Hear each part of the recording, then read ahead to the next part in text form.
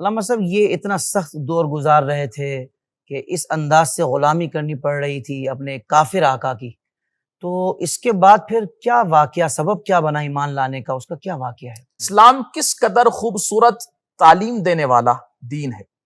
واہ واہ، دیکھیں حضور نبی کریم علیہ الصلوۃ والسلام رحمت للعالمین بن کر تشریف لائے۔ جی، آپ اعلان نبوت سے قبل پورے عرب کے اندر امین بھی مشہور تھے، صادق بھی مشہور تھے۔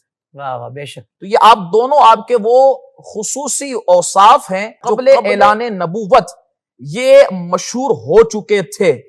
ہر عرب کا بندہ یہ جانتا تھا کہ جس کا نام محمد صلی اللہ علیہ وسلم ہے، جو عبداللہ کے بیٹے ہیں رضی اللہ تعالیٰ عنہ، وہ امین بھی ہیں، وہ صادق بھی ہیں، ہر بندہ یہ جانتا تھا۔ بے شک۔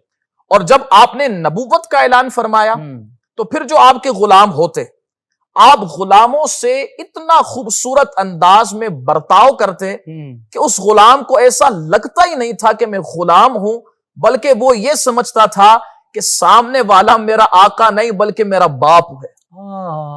اب حضرت زید بن حارث رضی اللہ تعالیٰ عنہ کی زندگی پر غور کریں تو آپ کے جب والدین آپ کو لینے آ رہے ہیں اور آپ سے کہہ رہے ہیں کہ اس غلامی میں کیسے زندگی گزارو گے، تو وہ آپ کے جملے تھے، آپ فرماتے ہیں کہ مجھے ماں باپ سے وہ محبت نہیں ملی ہے جو محبت مصطفیٰ کریم علیہ السلام سے عطا کی گئی ہے۔ تو یہ وہ باتیں ہیں کہ جو باتیں حضرت بلال حبشی رضی اللہ تعالیٰ عنہ کو حضور سے محبت کی طرف مائل کر رہی تھی۔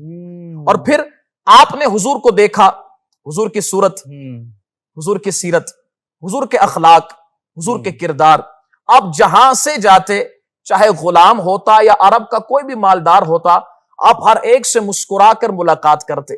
تو جب بلال حبشی رضی اللہ تعالیٰ عنہ نے آپ کے اس کردار کو بھی دیکھا نا، اور آپ کے اس اخلاق کو بھی دیکھا، تو آپ بہت زیادہ حضور سے متاثر ہو چکے تھے۔ سبحان اللہ۔ اب دوسرا معاملہ یہ ہوا کہ حضرت عمار بن یاسر رضی اللہ تعالیٰ عنہ، ایک بہت بڑے صحابی رسول، آپ بھی غلام تھے۔ آپ نے جب حضور نبی کریم علیہ الصلوۃ والسلام کی رسالت کا اقرار کر لیا تو آپ کے جو آقا تھے، انہوں نے جو کفار کے اندر جو آپ کے آقا تھے، اس نے آپ کو بڑا ہی زد و کوب کیا، اور کفار قریش کے جو سردار تھے اس سب کے سامنے لے گیا اور لے جا کر کہا کہ یہ وہ بندہ ہے کہ جس نے ہمارے دین کو چھوڑ دیا ہے اور وہ دین اپنا لیا ہے کہ جس کا دعویٰ نبی کریم علیہ الصلوۃ والسلام کرتے ہیں۔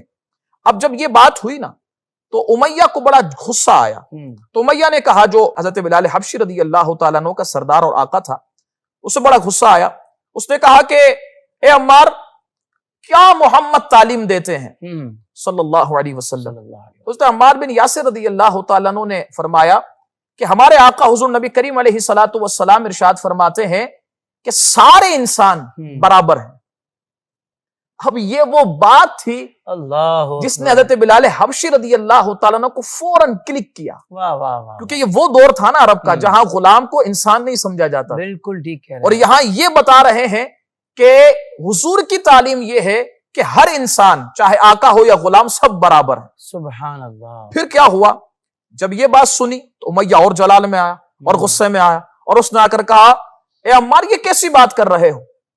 اب اس نے حضرت بلال حبشی رضی اللہ تعالیٰ عنہ کو حکم دیا کہ بلال، یہ لو کوڑا اور بتاؤ اس کو کہ غلام اور آقا برابر نہیں ہو سکتے۔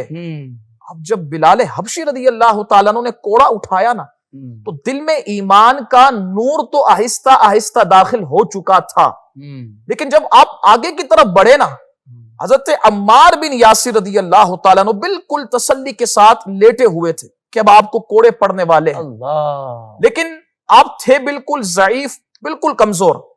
لیکن ہوا کیا، آپ کی آنکھوں کے اندر جو یقین، جو ایمان کا نور تھا، جب حضرت بلال حبشی رضی اللہ تعالیٰ عنہ نے وہ نور دیکھا نا، فوراً آپ کے ہاتھ سے کوڑا گرا۔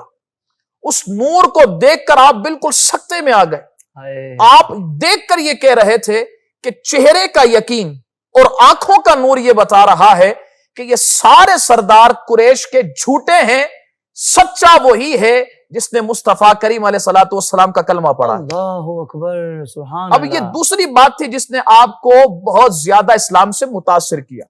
اور تیسری بات کیا تھی؟ تیسری بات یہ تھی کہ امیہ بن خلف جس محلے میں رہتا تھا وہ محلہ تھا حضرت افضل البشر بعد الانبیاء بالتحقیق حضرت سیدنا ابو بکر صدیق رضی اللہ تعالیٰ عنہ کا آپ کا محلہ تھا. آپ قریب سے گزرے, حضرت بلال حبشی رضی اللہ تعالیٰ عنہ کو دیکھا اور دیکھ کر فرمایا بلال کتنے خداؤں کو سجدہ کرو گے, کہاں در در پھر رہے ہو, کیوں نہیں تم مصطفیٰ کریم علیہ الصلوۃ والسلام کے دامن کو تھام لیتے ہو. اب آپ حافظ صاحب اندازہ لگائیں, دو باتیں ہو چکی تھیں, متاثر ہو چکے تھے, اور تیسرا ایمان کی تلقین کرنے والا وہ جسے ابو بکر کہا جاتا ہے, حضرت سیدنا ابو بکر صدیق رضی اللہ تعالیٰ عنہ سے مزید اسلام کی حقانیت, حضور کی تعلیمات کو سنا.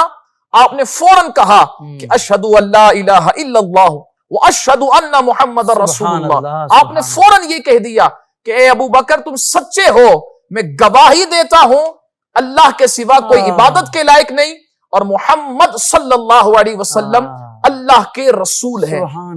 آپ وہ شخصیات میں سے ہیں کہ اسلام میں 7 لوگ سب سے پہلے اسلام قبول کرتے ہیں. 7 لوگ, ان 7 لوگوں میں سے 7ویں حضرت بلال حبشی رضی اللہ تعالیٰ. سبحان اللہ, السابقون الاولون میں بھی ہیں آپ, السابقون الاولون میں بھی ہیں. آپ کو یہ درجہ حاصل ہے کہ آپ نے اتنے قریب آ کر حضور نبی کریم علیہ الصلوۃ والسلام کو دیکھا, پھر اسلام کی حقانیت کو مانا, اسلام کی تعلیمات کو سمجھا, صدیق اکبر رضی اللہ تعالیٰ عنہ کی تلقین کو قبول کیا, اور فوراً کلمہ پڑھ کر حضور کے غلام بن گئے.